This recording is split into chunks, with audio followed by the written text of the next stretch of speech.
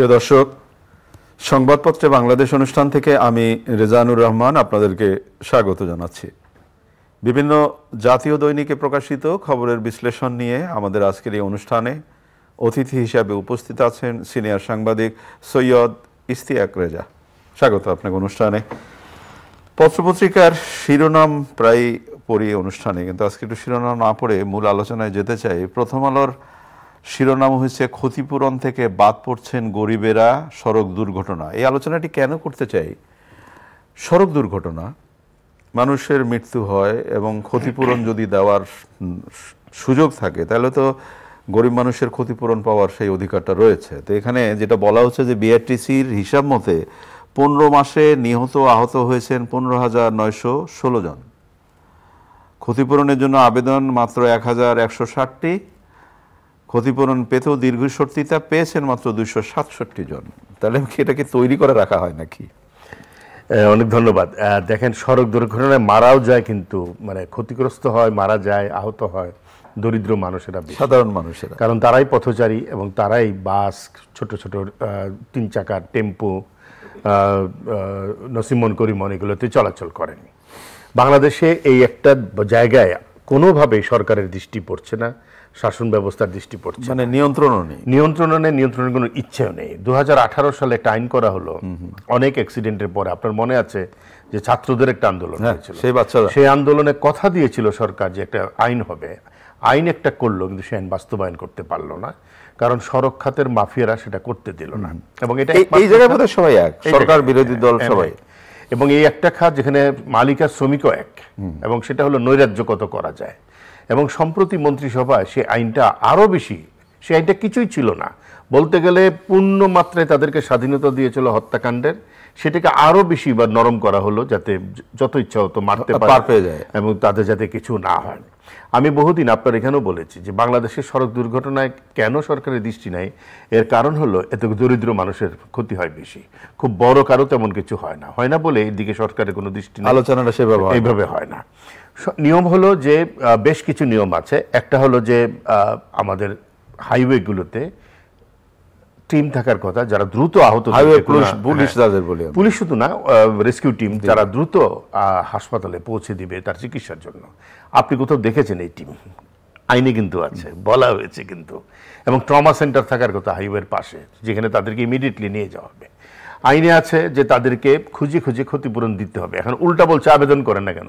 যে মারা গেছে সে আবেদন করবে কি করে? তার মানে আবেদন করে আবার সেই দেন দরবার করা শুরু করে। তারপরে যিনি আহত হয়েছেন তিনি তো পারবেনই না করতে। সবচেয়ে বড় কথা, আমরা তো আমাদের বাস্তবতাটা জানি যে এই মানুষগুলো কত গরিব। তারা হয়তো লেখাপড়াই জানে না, তারা থানায় যেতে ভয় পায়। প্রথমে থানায় যেতে হয়। থানা, আপনি জানেন, বাংলাদেশের মানুষের কাছে একটা আতঙ্কের নাম। তাদেরকে স্থানীয় ইউনিয়ন পরিষদের চেয়ারম্যান, পৌরসভা, এইসব থেকে অনেক কাগজ জোগাড় করতে হবে। তারপরে তাদেরকে সেটা আবার জমা দিতে হবে, হাসপাতালের ডিসচার্জ চার্জ নিতে হবে। কে করবে এগুলো আপনি বলেন? এটা তো বিআরটিসিরই কথার কথা, তাই না? তাদেরই করার কথা। এখন তারা বলছে যে না, তারা এটা করবে না। আমার নিজের অভিজ্ঞতা থেকে জানি যে এটা যে কত বড় একটা ভয়ঙ্কর দুঃসহ জীবন ডেকে নিয়ে আসে একটা পরিবারে। আমার বাসার গৃহ সহকর্মী মানে নিহত হয়েছিলেন সড়ক দুর্ঘটনায় এই ঢাকার বনানী এলাকায়, এবং কেউ দেখতে আসে নাই। কিন্তু আমি একজন সাংবাদিক, সবাই টেলিভিশনে লাইভ হচ্ছে, পত্রপত্রিকায় দেখানো হচ্ছে, কিন্তু কর্তৃপক্ষের কেউ আসে। আমরা জানি না এই পরিবেশ, এই পরিস্থিতি নিয়ে আমাদের কতদিন আলাপ করতে হবে। তবে যেটা হয় যে স্বাভাবিক নিয়মে সাধারণ মানুষের দোরগোড়ায় আইন বা সুযোগ সুবিধা চলে যাবে। এবং একটা অভিযোগ আছে যে এই টাকাটা তারা আসলে নানা ভুয়া কাগজপত্র নিজেরাই আত্মসাৎ করে। অনেক ধন্যবাদ ইশতিয়াক। গত কয়েকদিন ধরে বা গত 2 দিন ধরে সুন্দরবন নিয়ে নানা কথা বলা হচ্ছে, এবং সুন্দরবন মানেই হচ্ছে আমাদের কোন জায়গায়। এবং এই সুন্দরবনের আগুন, গতকালও আমি বলেছি যে আগুন দেখে বুকের ভেতরটা মোচড় দিয়ে উঠেছে যে এটা কি হচ্ছে। 54 বছরে 40 বার অগ্নিকাণ্ড। একটি পত্রিকার রিপোর্ট হয়েছে, দেশরূপান্তর লিখেছে যে আগুন লাগে না, আগুন লাগানো হয়। তাই কি? আমিও তাই মনে করি। দেখেন, সুন্দরবন হলো বাংলাদেশের ফুসফুস। এটা বন্ধ হয়ে গেলে, এটা যদি শেষ করে দেওয়া যায়, বাংলাদেশ কিন্তু জলে পুড়ে ছারখার হয়ে যাবে। আপনি ঝড়ও আটকাতে পারবেন না, আপনি খরাও আটকাতে পারবেন না, সবই শেষ করে দেওয়া হবে। সুন্দরবনের ভিতরের গাছ ইত্যাদির প্রতি এক শ্রেণীর মানুষের লোভ, তারা আগুন লাগায়। এবং এই যে এখানে যে আগুন লাগানো হলো, এই এই কাঠগুলো কিন্তু বিক্রি হবে, তাই? হ্যাঁ, নিলামে বিক্রি হবে এবং কারা কিনবে। এটা যদি একটা সরকার যদি সত্যি একটা রিয়েল তদন্ত করে, তাহলে কিন্তু বোঝা যাবে যে এখানে একই কাণ্ড হয়েছে। এটা বাংলাদেশে না, অ্যামাজনেও কিন্তু আগুন লাগানো হয়। এটা একটা সারা পৃথিবীর চক্র। লাগাতে পারলে গাছগুলো বিক্রি হবে, কারণ পোড়া গাছগুলো তো রাখবে না সেখানে। এবারের এটা আমরা আশা করছি যে সরকার অন্তত বড় করে তদন্ত করবে, কারণ এবারের আগুন অনেক ভয়াবহ আগুন। 40 বছরে অনেকগুলো আগুন লেগেছে, কিন্তু এবারের আগুন বেশ ভয়াবহ। সৌভাগ্য যে তাড়াতাড়ি নেভানো সম্ভব হয়েছে, এবং আমি ধন্যবাদ জানাই যারা এটাতে কাজ করেছে। কিন্তু এটা যেন এইখানেই শেষ না হয়ে যায়, তদন্ত যেন হয়, দায়ী কারা, কী কারণে, এমনকি যদি অবহেলাতেও আগুন লেগে থাকে তারও একটা শাস্তি হওয়া দরকার। এবং যেটা হয় ইস্তিয়াক, যেমন আগুন লাগার জন্য, যেমন গতকাল পত্রিকায় পড়লাম যে বালতি নিয়ে পানি নিয়ে আগুন নেভানোর চেষ্টা করছে, কিন্তু এরকম একটি বনে যাতে আগুন লাগানোর জন্য দ্রুত দমকল বাহিনী আসতে পারে, পানির ব্যবস্থা থাকতে পারে, সেটাও তো বোধহয় আয়োজন। এখানে ডেইলি স্টারে আমি রিপোর্ট পড়ছিলাম যে এখানে তারা বলছে যে দমকল বাহিনী পৌঁছার পরে পানির উৎস পাচ্ছে না। সুন্দরবনের চারিদিকে পানি, অথচ পানি পাচ্ছে না। এমন একটা জায়গা লাগানো হয়েছে যেখান থেকে পানি, মানে যদি তাই হয় এটাও সুপরিকল্পিত, যাতে পানি আনতে সময় লাগে। একই সাথে যখন আমরা এই কোনো মানে ইস্যু তৈরি হয় বা একটা সংবাদ হয়, তার সাথে সাথে সম্পূরক সংবাদ করতে আমরা মোটামুটি তৎপর হই সবাই। আজকে কালের কণ্ঠে একটি শিরোনাম আছে, বনের জমিতে 1.5 শতাধিক কারখানা, বনের জমিতে। এবং এখানে বলা হচ্ছে বনের 10 বিঘা জমিতে বেষ্টনী, টিন খুলে দায়িত্ব সেরেছেন বন কর্মকর্তা।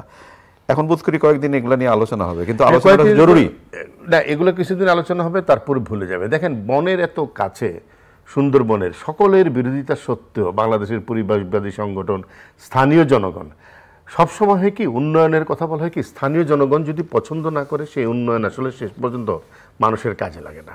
সুন্দরবন এবং ওই এলাকার মানুষের চাহিদাকে লক্ষ্য রেখে কাজ করা হয়নি। আপনি দেখবেন তার আশেপাশে প্রচুর ইন্ডাস্ট্রি করতে দেওয়া হয়েছে এবং সরকার অনুমোদন দিয়েছে, জেলা প্রশাসক অনুমোদন দিয়েছে এগুলো করার। সর্বশেষ হলো রামপাল বিদ্যুৎ কেন্দ্র, একেবারে বনের কাছে, যেগুলো নিয়ে অনেক কথা হয়েছে। স্থানীয় জনগণ বলছে তারা এটা চায় না, এবং উন্নয়নের পূর্ব শর্ত হলো মানুষের চাহিদার দিকে নজর রাখে। তাই মানুষ যেটা চায় না সেটা জোর করে তাদের উপরে চাপানো হলো। সরকার যখন করে, সরকারি সংস্থা করে, তখন অন্যরা আশকারা পেয়ে যায়, অন্যরা আশকারা পেয়ে যায়। এবং সুন্দরবনের জমি দখল, সুন্দরবনের ভিতরে কারখানা বানানো, কমার্শিয়াল স্পেস তৈরি করা, এগুলো তো দীর্ঘদিন ধরে বলা হচ্ছে।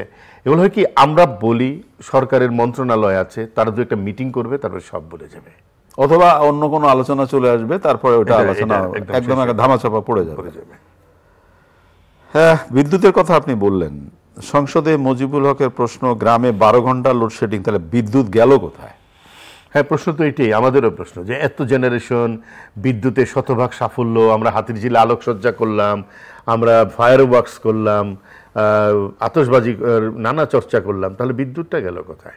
মনে আছে কিছুদিন আগে প্রধানমন্ত্রীকে বলতে হয়েছে রেশনিং করতে হবে বিদ্যুতের, এবং বিদ্যুৎ মন্ত্রণালয় এটার কোনো জবাবও দেয় না।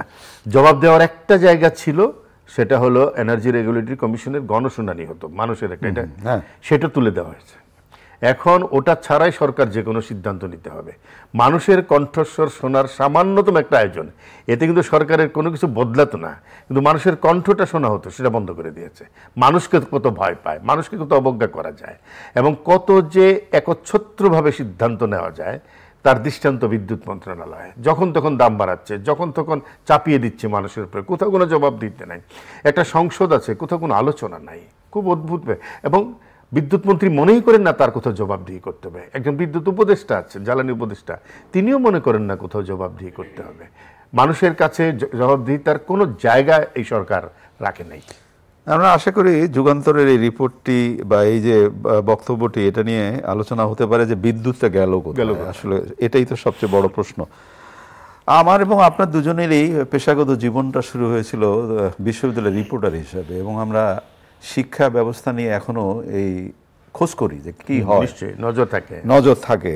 তো অবৈতনিক হচ্ছে 8ম শ্রেণী পর্যন্ত, এখানে যে বলা হচ্ছে যে 5ম শ্রেণী পর্যন্ত অবৈতনিক ছিল, ঝরে পড়া রোধ করার জন্য বিনা বেতনে পড়াশোনা, কিন্তু এখন 8ম শ্রেণী পর্যন্ত চিন্তা করা হচ্ছে যাতে ঝরে না যায়, একটা জায়গায় যেন দাঁড়ায়। কি মনে হয়, কি অবস্থা? এটা আসলে এসএসসি পর্যন্তই করা উচিত, এবং বাংলাদেশের অর্থনীতি এখন এটা সাপোর্ট করতে পারে। প্রোভাইডেড আপনি যদি দুর্নীতিটা দূর করতে পারেন, দুর্নীতিটা রোধ করতে পারেন। শিক্ষা খাতের বাজেট শেষ হয় না জানেন, সবচেয়ে কম বাজেট সেটাও শেষ করা যায় না, কারণ এখানে এত বেশি অদক্ষতা এবং একই সাথে এই খাতে হলো বিপুল পরিমাণে চুরি, মানে অনিয়ম, দুর্নীতি ইত্যাদির কারণে। আর আমাদের শিক্ষা খাত বলতে আমরা একটা দুটো জায়গায় বড় ধরনের ভুল করছি। একটা মনে করছি ভালো বিল্ডিং বানাতে হবে এবং বিল্ডিং আর বিল্ডিং, কাঠামো আর কাঠামো, ওইটাই উন্নতি। আরেকটা হলো সিলেবাস খালি বদলাও, কদিন পর পর সিলেবাস বদলা। আমাদের যে একটা চেষ্টা ছিল প্রাইমারি থেকে প্রাইমারি লেভেলে একটা একমুখী শিক্ষা ব্যবস্থা, এখন কি হয়েছে, কেউ মাদ্রাসার 5-6 রকমের, কেউ বাংলা মাধ্যমের নানা প্রকার, কেউ ইংরেজি মাধ্যম, এইগুলো করে করে পুরা শিক্ষা ব্যবস্থাটাকে বিপর্যস্ত করে ফেলা হয়েছে। এখানে বাচ্চারা কিছু শিখতে পারছে না এবং শিক্ষা আসলে খুব কস্টলি হয়ে দাঁড়িয়েছে। দরিদ্র পরিবারের অনেক সন্তান ঝরে যাচ্ছে, তারা মা বাবার সাথে, বিশেষ করে প্রান্তিক অঞ্চলে, সেখানে আমরা দেখেছি মেয়ে শিক্ষার্থী যারা তাদেরকে দ্রুত বিয়ে দিয়ে দেওয়া হচ্ছে। এর একটা বড় ন্যাশনাল অ্যাপ্রোচ প্রয়োজন এবং ক্লাস 8 পর্যন্ত যদি করতে পারে আমি মনে করি এটা খুবই ভালো। পারলে মেট্রিক পর্যন্ত করুক, এসএসসি পর্যন্ত করুক, এতে একটা বিরাট জনসংখ্যা অন্তত শিক্ষার আওতায় আসবে, এটা প্রয়োজন। অনেক ধন্যবাদ। একেবারে শেষের দিকে যাই। মিল্টন সমাদ্দার নামে এক ভদ্রলোক এখন যথেষ্ট পরিমাণ আলোচিত এবং তিনি দুর্দান্তভাবে কারিশমা দেখালেন, এখন অনেক প্রশ্ন তাকে নিয়ে দেখা দিচ্ছে। তাহলে এতদিন কেন দেখা দিল? আমারও প্রশ্ন যে এতদিন ধরে মিল্টন সমাদ্দার মানে উনি নাকি নিজেই কাটেন, উনি রোগীদের নিজেই কাটেন, আজকে আসলো উনি রোগীদেরকে হাসপাতালে নেন না, ওখানে ফেলে রাখেন। তাহলে এত যে মানবিক কর্মকাণ্ডের জন্য তিনি পুরস্কৃত হয়েছেন, বা তার প্রতিষ্ঠান এত সমাদৃত, নানা দেশ বিদেশ থেকে তার জন্য ডোনেশন আসতো, চোখের সামনে সবাই এটা দেখলো, কেউ কিছু বুঝতে পারলো না, পত্রিকা রিপোর্ট করার পরে সবাই জানলো। তাই সরকারের এত যে সমাজসেবা অধিদপ্তর, এত যে তদন্ত সংস্থা, গোয়েন্দা সংস্থা কোথায় কি করলো, এখন না সব বেরোচ্ছে সাংবাদিকরা বলার পরে। দ্বিতীয় হলো যে এখানে সত্যি এখানে অন্য কোনো কিছু আছে কিনা। কেউ বলছে যে মিল্টন সমাদ্দার অবশ্যই দায়ী, তার অনেক অপকর্ম আছে, আবার তার পেছনে কোনো চক্র আছে কিনা জমি দখলের জন্য, এগুলো কিন্তু না, একটা প্রকৃত তদন্ত হোক। কিন্তু বিষয়টা খুবই দুঃখজনক, বলে এখন আর মানুষ কাকে বিশ্বাস করবে বলেন? যে মিল্টন সমাদ্দার যে কিনা এত পরিচিত ছিলেন এবং এত বড় একটা প্রতিষ্ঠান গড়ে তুলেছিলেন, আজকে তার বিরুদ্ধে এই ধরনের খবর আসছে। তার যদি সিকিভাগও সত্য হয় তাহলে তো ভয়ঙ্কর। তিনি নিজে চিকিৎসা করছে, নিজে হাত পা কাটছেন। আজকে ডিবি প্রধান অনেক স্পষ্ট বলেছেন যে তিনি ভয়ঙ্কর। তাহলে এরকম একটা ভয়ঙ্কর মানুষকে এই সমাজে দীর্ঘদিন ধরে মর্যাদার আসনে রাখা হয়েছিল। অনেক ধন্যবাদ আপনাকে। প্রিয় দর্শক, আমরা যে বিষয়গুলো নিয়ে কথা বললাম আপনারা নিশ্চয়ই শুনলেন। ভালো থাকবেন, আগামীকাল আবার কথা হবে। খোদা হাফেজ।